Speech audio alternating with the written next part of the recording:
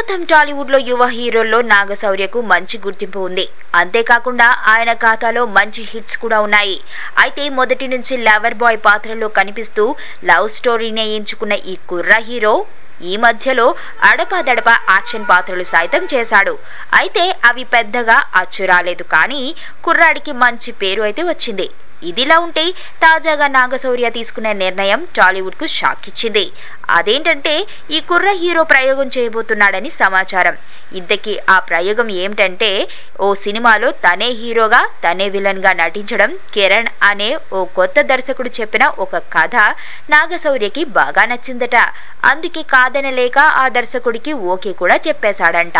అయితే సాఫ్ట్ గా ఉండే హీరో, లవర్ బాయ్ ఇమేజ్ ఉన్న హీరో ఇలా ప్రయోగాలు చేయడం ఎంతవరకు నిజమో తెలియదు గాని నాగశౌర్య మాత్రం ఇది కొత్త రకమైన విలనిజమని, తనకు బాగా నచ్చడం వల్ల ఈ కథను ఎంచుకున్నట్లు తన సన్నిహితుల వద్ద చెబుతున్నాడని టాలీవుడ్ సర్కిల్స్ నుంచి వస్తున్న సమాచారం.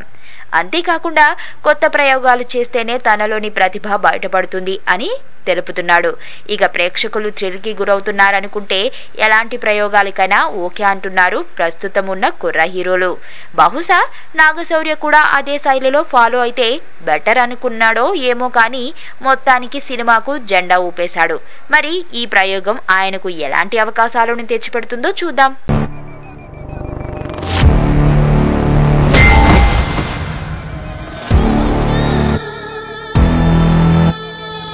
ఎర్రతోలు కదా స్టైల్గా ఉంటాడనుకుంటున్నావేమో. Mass ఓర్రా mass.